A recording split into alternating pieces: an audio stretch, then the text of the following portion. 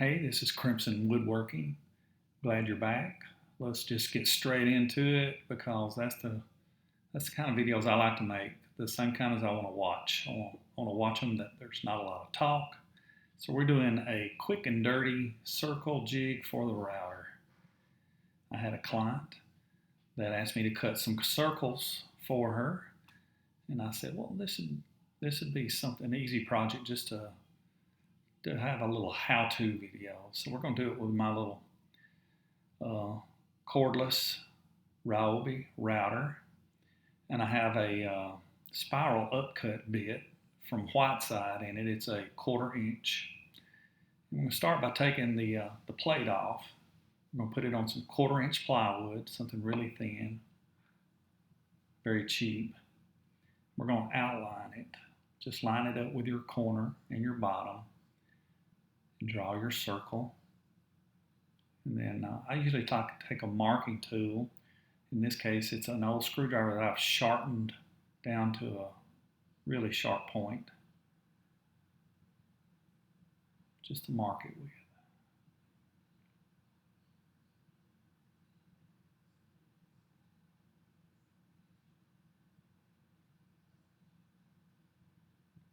We'll find out what the center of that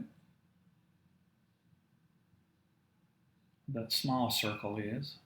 Mark that, and then we're going to run a straight line that will come in handy later when we're actually figuring out our distance of the circle that we want to cut.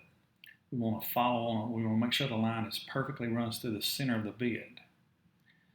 Now, I measured this and kind of eyeball measured it to get a straight line, and it looked perfect to me. But you can take, since that plate was the plexiglass plate was a square, you can just mark from corner to corner and then corner to corner, and then where the line meets, that'll be the exact center of it. But I'm extending that line out because I'm not really sure at this point how long I want to make this.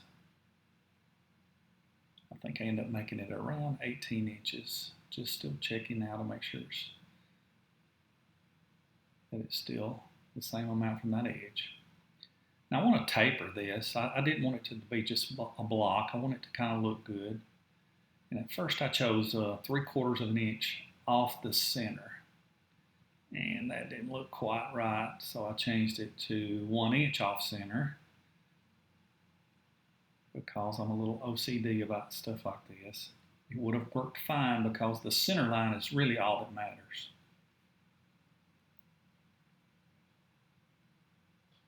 We'll mark the end of it, and then we're going to pull out our jigsaw.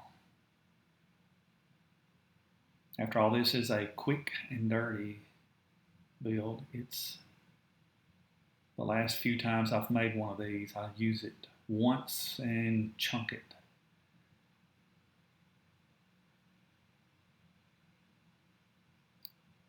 There's plenty of YouTube videos that show how to make adjustable circle jigs for your router, and I may get around to making one day, but not today.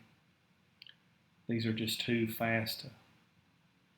I think even recording using the camera, I still done in like 15 minutes, ready to start cutting circles. So it's not that hard. And we'll speed up through the sanding process. I just wanted to round over the edges. Sanding is not fun to look at. It's not fun to do either. So I'll take a really small drill bit, and make me a pilot hole to make sure I can hit exactly where I left that mark. Boy, that Sunkist looks good sitting there. Condensation running down the can. Yet I'm not drinking it. It's about 95 degrees in this shop. Now I've got a little bit bigger drill bit that has a countersink on it to allow the screw heads to go down beneath the level of the 1/4 inch plywood. I'm remarking the center, and then we're going to mark it with just drill through it just enough that when I change to a Forstner bit, and it is a 1-inch Forstner bit, that'll give me a good starting point. There's a couple of ways, and I didn't do either, to make a nice clean hole with a Forstner bit. One is to lay a block of wood underneath, or second, you can drill halfway through, flip it over, which is what I intended to do, and I didn't do, so I blew it out the back. But this is a throwaway piece.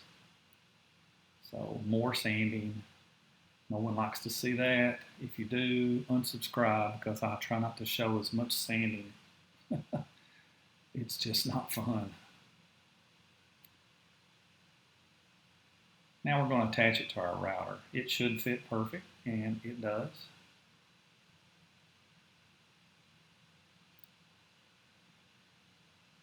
Okay, next we're going to set how big of a circle we want.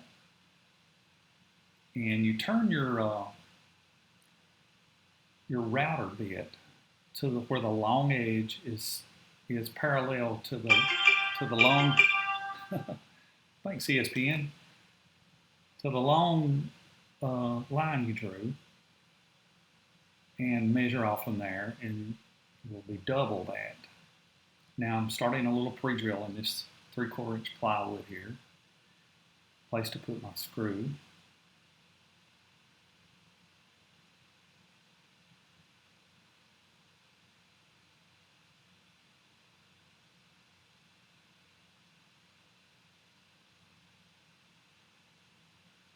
And trying to get the screw started with the router bit already sticking out. It was a little difficult, so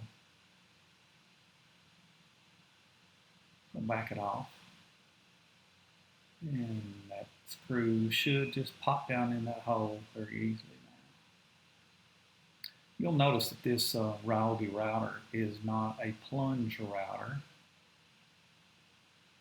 I have a plunge router, but this one's cordless, and I really like using it because no wires getting tangled up. When you determine the size of the circle you want to cut, you want to add with a 1/4 inch upcut bit. I added 1/8 of an inch when I measured down both sides of this circle here. I think I was trying to cut a 13-inch circle, and I measured up just a little further so I would have a little bit of extra plywood to play with. I did not want to start my router bit off of the project. And now all we need to do is put on some hearing protection, and we're ready to go. See, that was quick.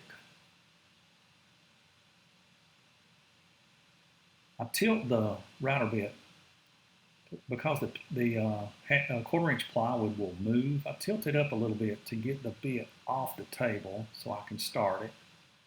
Sit it down slowly, and then start. Now you can go clockwise or counterclockwise.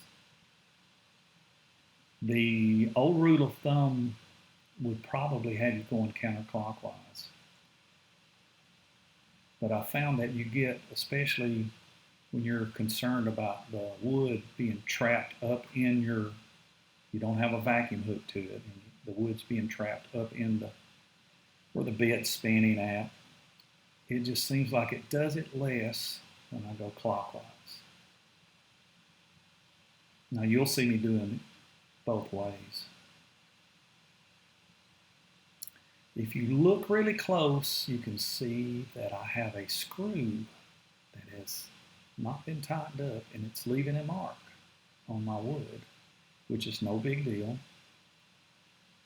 And it's no big deal to correct, but it kind of causes the router to get stuck on this second pass. What I'm going to do on this second pass is lower it Now, usually I would tell you to take uh, 3 passes to go all the way through to cover 3/4 of an inch. And I'm going to do it in 2 here. It's a brand new bit, and it's a nice bit. I'm really liking this Whiteside product. And we're going to go back around again at full depth. I have a spoil board underneath. Here's where that screw got hung, and I have to go, but it will work in counterclockwise.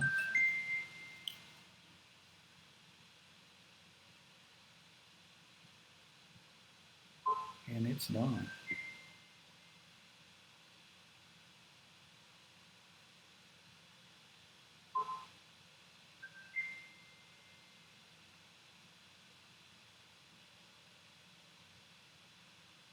I'm going to take it out and see our result.